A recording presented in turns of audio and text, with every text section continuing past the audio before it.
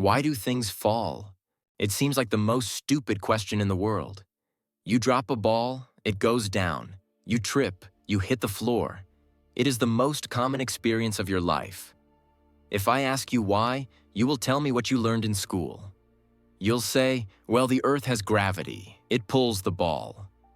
You imagine that inside the Earth, there is a ghost, a force, like an invisible rope attached to the ball, yanking it down toward the center of the planet.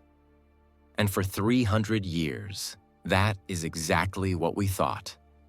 Sir Isaac Newton, brilliant man, perhaps the smartest man who ever lived. He gave us the math for the rope. He said objects attract each other. Mass pulls on mass. It worked. It was beautiful. It allowed us to predict the motion of the planets, the tides, the path of a cannonball.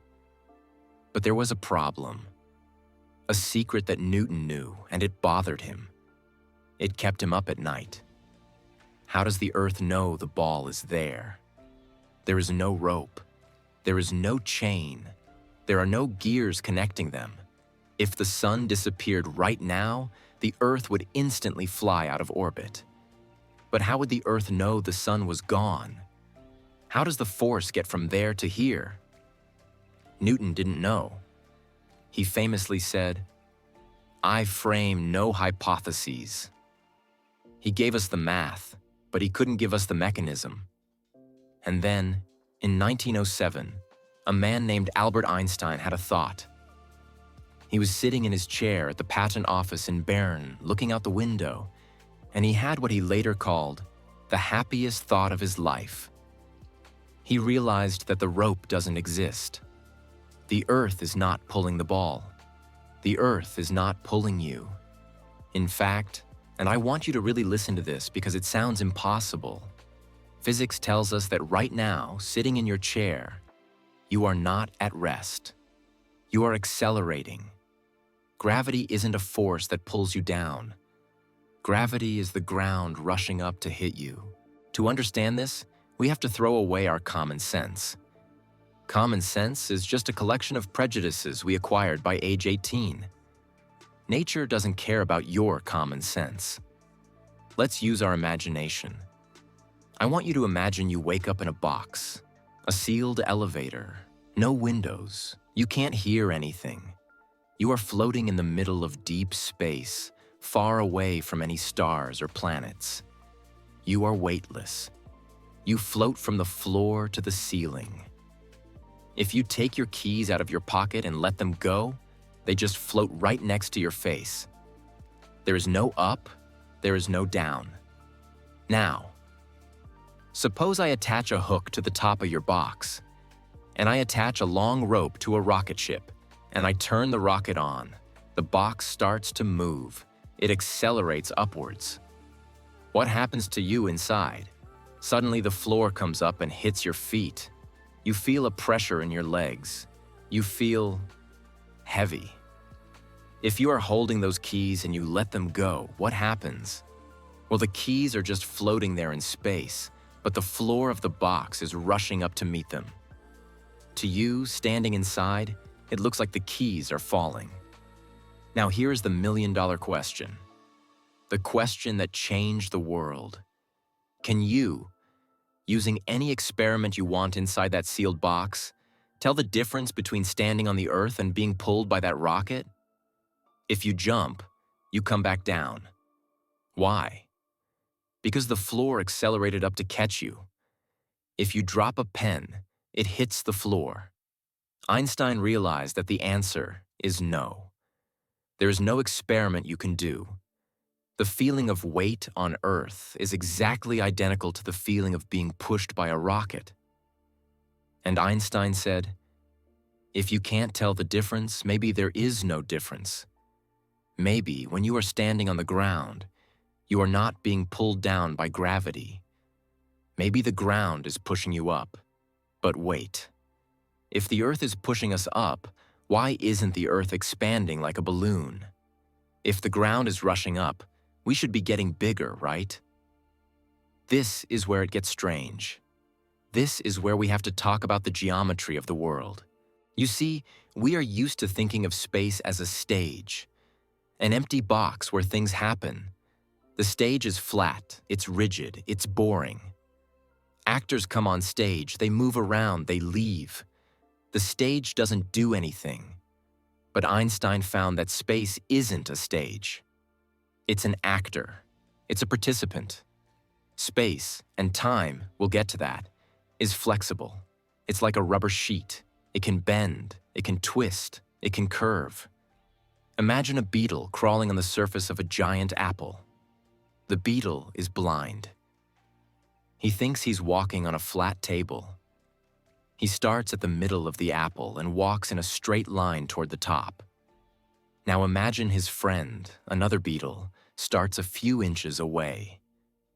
He also walks in a perfectly straight line toward the top. What happens?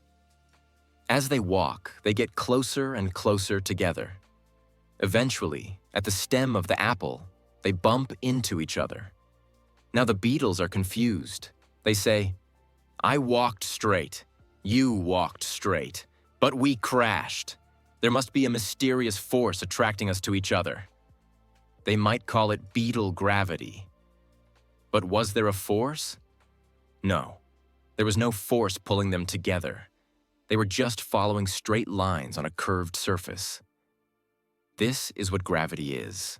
Matter tells space how to curve. Space tells matter how to move. The Earth is a heavy thing. It sits in space like a bowling ball on a mattress. It curves the geometry around it. When you throw a ball, it isn't curving down because a rope is pulling it.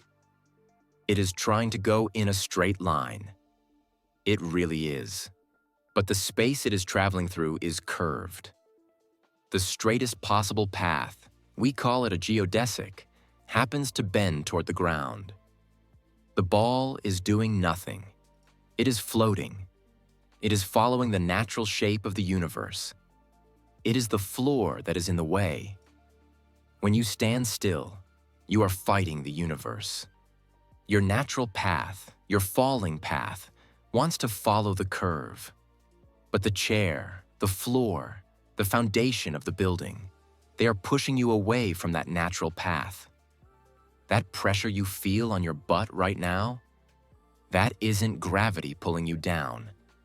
That is the electromagnetic force of the chair pushing you up, accelerating you away from the geodesic.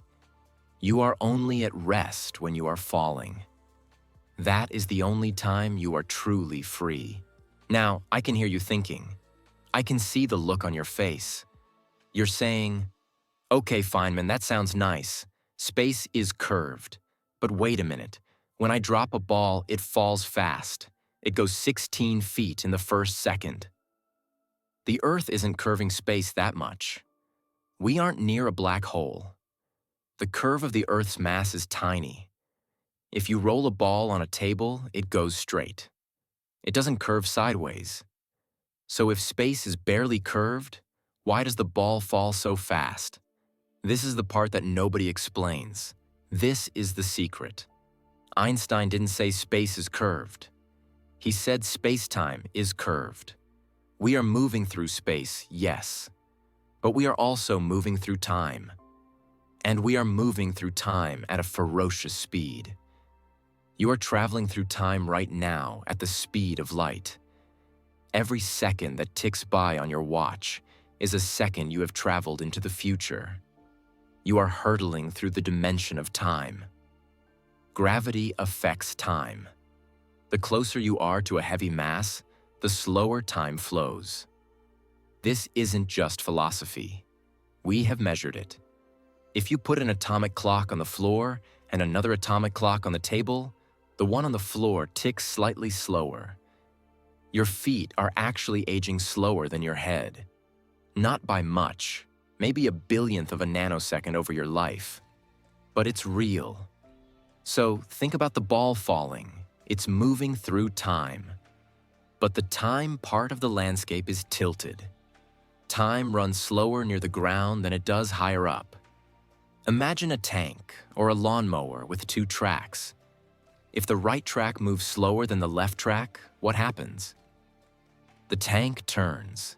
It turns toward the slow side. The object turns toward the slower time. Because you are moving through time so fast, at the speed of light, even a tiny, tiny change in the flow of time causes a massive change in your direction. That turn toward slower time, that is what you see as falling. The ball falls because it wants to go where time is slowest. It is maximizing its aging. It is trying to get to the place where the clock ticks the slowest. That is the pull. It is a curvature not of space, but of the time dimension itself. You might think, this is a lovely story, Richard. Beautiful metaphors. But is it real? Or is it just a fancy way of doing the math? It is as real as the phone in your pocket. Do you use GPS, Google Maps? There are satellites up there, 12,000 miles high, orbiting the Earth. They have clocks on board, very precise clocks. But because they are high up, far away from the Earth's mass, gravity is weaker. So time flows faster for them. And because they are moving fast in orbit, time flows slower for them. That's another relativity effect. When you do the math, the clocks on the satellites run faster than the clocks on Earth by about 38 microseconds every day. 38 microseconds. It sounds like nothing. But light travels 300 meters in a microsecond. If we didn't adjust the clocks for Einstein's curved time, your GPS would be wrong by 10 kilometers every single day. Within a week, you'd be looking for a pizza place in Chicago and your phone would tell you you're in the middle of Lake Michigan. The engineers who built the GPS system didn't want to believe it at first. They thought, oh, this relativity stuff is too complex, let's not program it. But they put a switch in just in case. Within hours of launching, the system drifted. They flipped the switch to Einstein mode, and it has worked perfectly ever since. Gravity is not a force. It is a time machine effect. We saw it in 1919 when Arthur Eddington looked at a solar eclipse. He saw stars that should have been behind the sun. The sun's mass had bent the light, curved the path of the starlight, just like the bug on the apple. Newton said light travels in straight lines. Einstein said, it does travel in a straight line, but the ruler you are measuring with is bent. So look around you. Look at the room. It looks stable. It looks solid. But that is an illusion. The reality is that you are trapped in a dimple, a valley in the fabric of four-dimensional space-time. You are not sitting still. You are constantly rushing upwards, pushed by the electrical forces of the atoms in your chair, fighting against the natural geometry of the universe that wants you to float. We are all falling. The Earth is falling around the sun. The sun is falling around the center of the galaxy. The galaxy is falling through the cosmos. Falling is the natural state of everything.